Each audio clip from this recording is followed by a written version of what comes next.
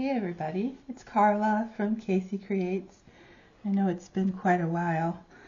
I've been just very involved with making things with clay and not really able to mix the two, doing my lace work and paper crafting. But I'm heavy into getting projects done for the pottery classes I teach, and then last week we were in a big art sale selling. My sister and I were the Clay Sisters, and we were doing pottery for that, which went really well. I'll have to do a video and show you how it went, but we had a good time, even though it rained quite a bit the first day. We were right in the middle of a garden selling woodland themed pottery, and so it all ended up working out. But now I have a request from my students. They want to make clay owls, and so I'm trying to find different clay owl options for different skill levels. And the one I'm working on now, you start with a rectangle of clay that I textured and then turned into a cylinder, and then you make tripod feet by just pushing the round cylinder into a triangle, and then you end up with this little opening here. So I just score and slip a little knob of clay on the bottom, and it actually is a perfect spot for the artist's maker's mark. And my maker's mark is actually a foot because my maiden name is Walker, even though we take my mom's maiden name as our middle name, which is Clay. But in high school, when I first started doing pottery, I made my maker's mark a foot for Walker. And also, if I never told you this, because my brother always called me Bigfoot, because I do have a big foot, so I decided to just own it. And so this little plug is going to actually help close up the bottom. I don't know if I want to make it triangular or just leave it somewhat round. But anyway, that will seal. If it's not perfectly sealed now, it'll seal better when I glaze it. So if I want to turn this into the face of an owl, can you see that? I think there's a couple things you could do. You could close this up and make it more of a vase. But let's see, where's my softer clay? This is red earthenware, which is a cone 5/6 clay body. So it'll fire to a temperature that's nice, and it's called mid-range, which will help it be more durable. And it gets like this really pretty chocolate rusty brown color.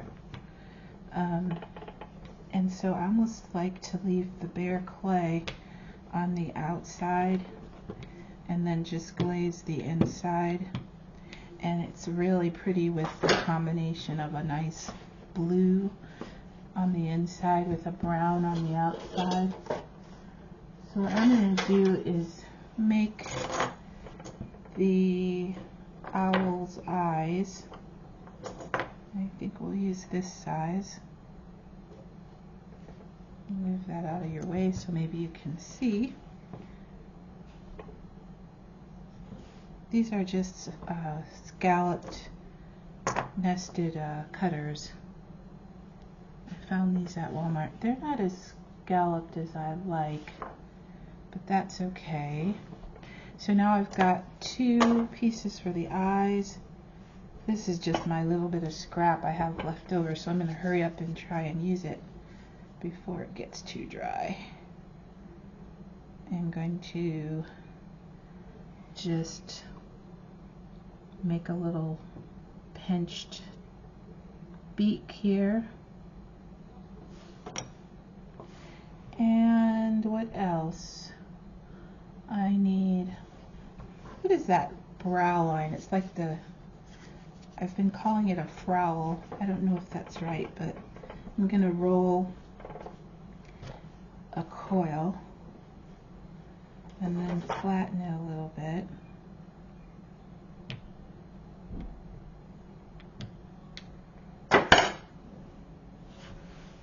And then I'm going to make it kind of come to a point. So hand building with clay is my favorite process, even though I do like using the wheel, and I do work on the wheel, and making mugs on the wheel is probably quicker. So that's going to be the little frowl. I don't know what you call it. I'm going to call it a frowl, or my little unibrow for the squirrel. A squirrel for the owl. It's not going to be a squirrel. So there's that, and then I like to make it have a little texture. I made my own texture roller by just taking a cardboard tube from my parchment paper, and then I hot glued pieces of wooden skewer, like the little marshmallow roasting skewers, and it made this really, really fun texture on my cup. And I see I'm going to have to work that out a little bit better. Anyway, so this cup is going to be about, it's 4 inches right now. It'll shrink a little bit more after it's fired. One of the lines from my texture roller went too deep, so it looks like it could potentially crack right there. So I just go in with my wooden knife and blend it a little bit. And then, as with all hand-built pieces, whenever you attach, you have to score and slip. So I'm scoring the back of these. I'm going to score the back of my beak and score the front. And then, where's my wider brush? I had a slightly wider brush here. This one will work.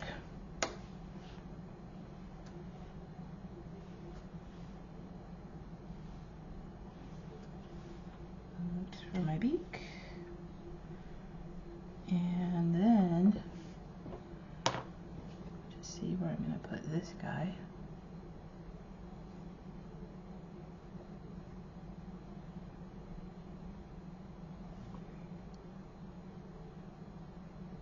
I'm going to put this up higher.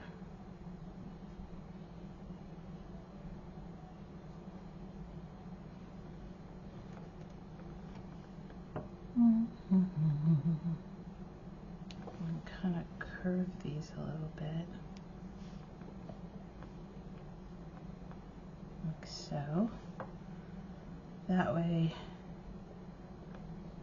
it'll kind of give me a rounded space for the eyes, which I think I want right here, and then the nose, which we'll make go right here, and then I'm going to just make a little bit of a mark for where I need to score.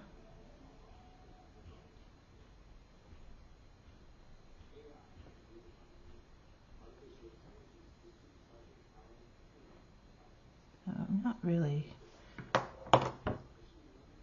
familiar with this is more of my little species of owl, because I'm not really looking at a picture or anything. So we're just going to add a few extra score marks to make sure my added pieces stay stuck. And we might even carve a little bit of this away after after I get them on attached. You can still add more markings, and I usually just add enough slip or basically water for it to look shiny. Once it looks shiny, then I know if there's enough on there, because if you add too much or rub back and forth too much, you'll blend away the little score marks. You don't want to do that.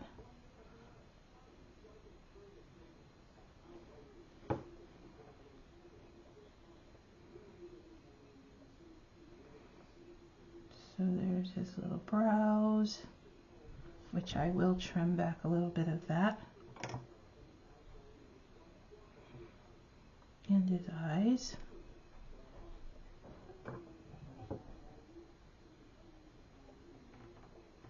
Move that over just a little bit. And I want them to almost touch. There we go.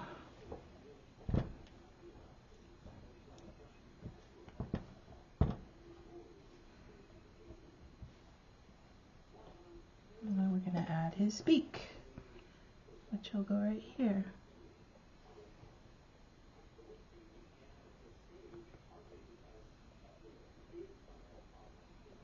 Here's his beak. And then I think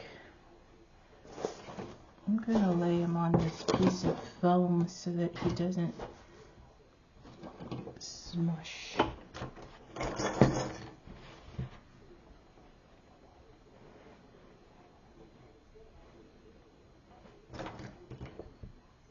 we go.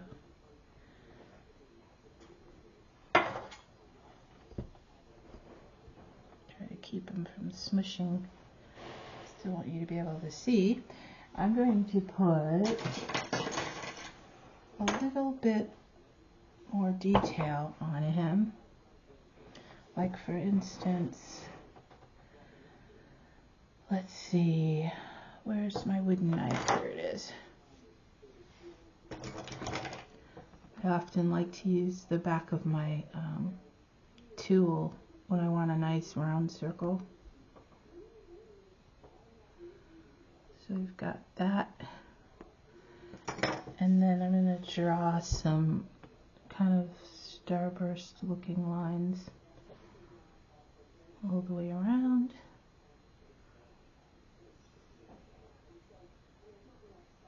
I think I've seen people do this on the eyes to kind of make it look more like a pupil.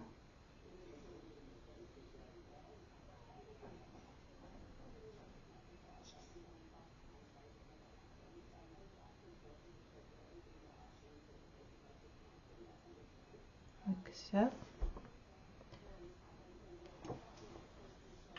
I think that helped the eye come alive a little bit more. I like it. But I'm going to make a few more. And then wherever there's these little bits that are kind of raising up from me going across it, they clean up well once the clay is a little more firm. If I try to smooth them out now, they're just going to smear. So I'll leave it alone. And then I think I'll put 2 little nostril dots there. And I almost don't like how thick this is. I'm going to make it a little, first of all, a little bit shorter.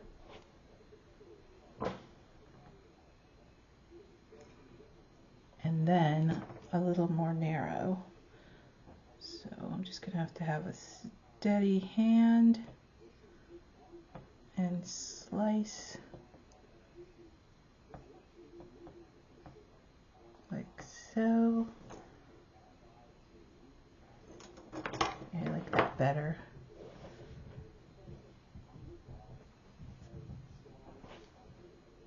Like so.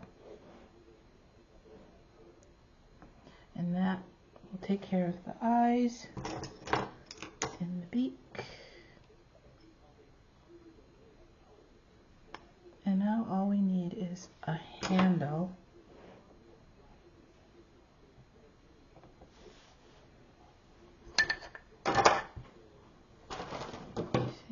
can see.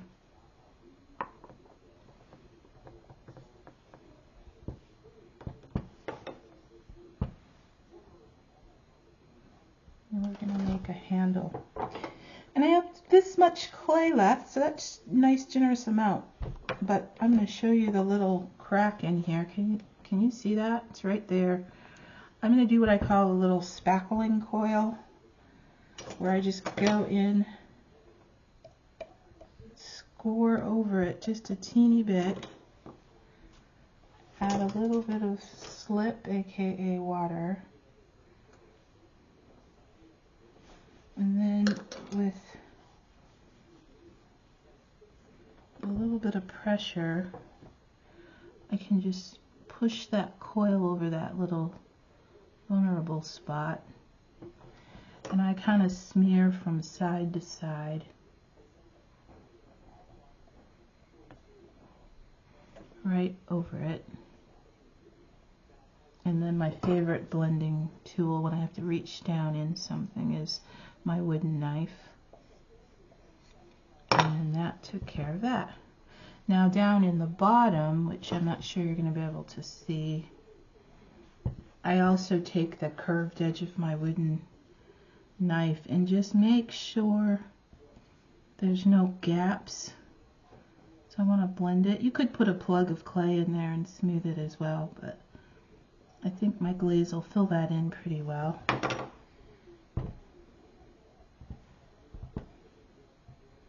I'm just going to compress a little bit more and make sure my little face features are smoothed in well. And then I'm going to taper this clay into a coil. I'm going to taper the coil and then compress it a little bit and make my handle. It's the way I really like to make hand-built handles.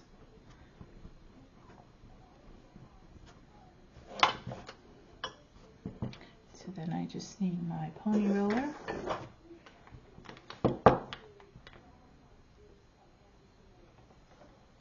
Compress.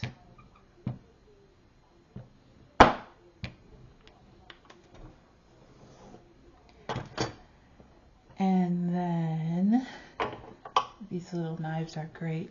You can get them pretty inexpensive at the Dollar Tree. Or a fettling knife, which is a specific clay knife. But you see how I kind of cut it at an angle? Now I need that surface for attaching it to my cup. So now I'm just going to score it. Get all my little bits here.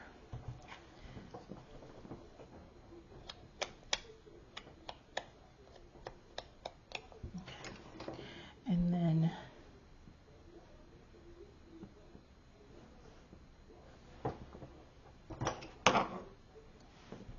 taper this part a little bit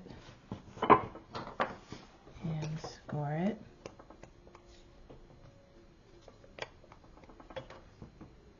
A little bit more surface area would be good. Now I'm going to turn it towards me just to get a better idea of what would be center, so that I can add my handle, which I think I'm going to put right here and right here.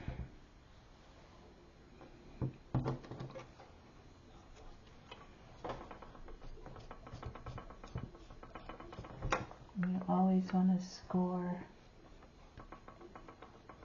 both the form and the piece that you're going to attach.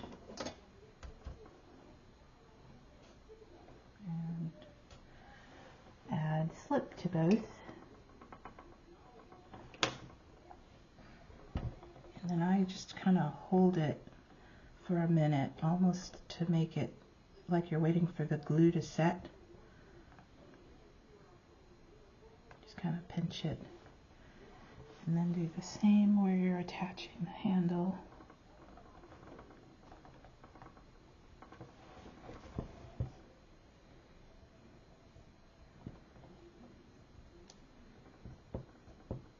Sometimes I'll even kind of smear it out a little bit on the inside just to make sure it's firmly attached.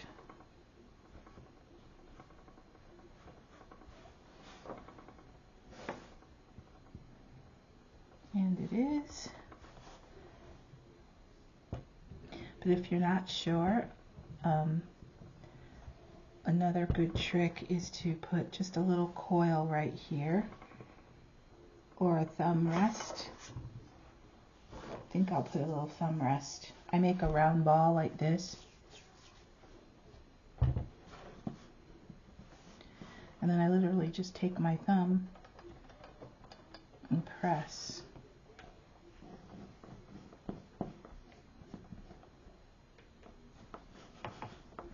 Make a little bit of an indentation there, and then score it. And then score here on the handle.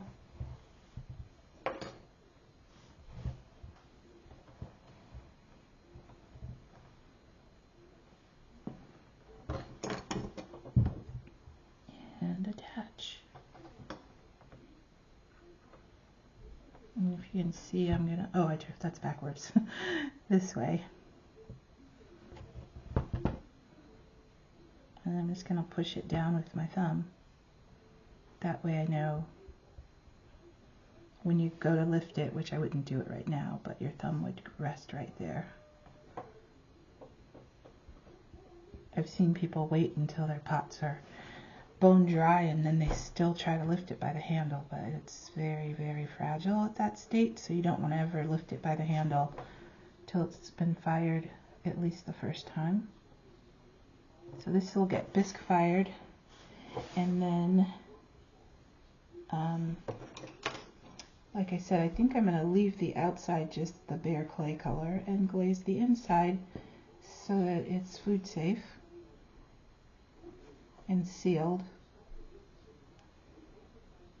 and then we'll be able to drink out of it. So there you have it, an owl mug waiting to be fired. Got a few scratch marks here that I don't want. So what I'll do now is I'll just give it some time to firm up a little bit, and then go and do a little tweaking to wherever it might need a little bit of smoothing.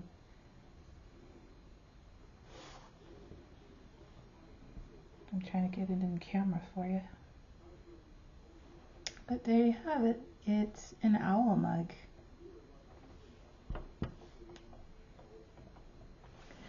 Thanks for watching.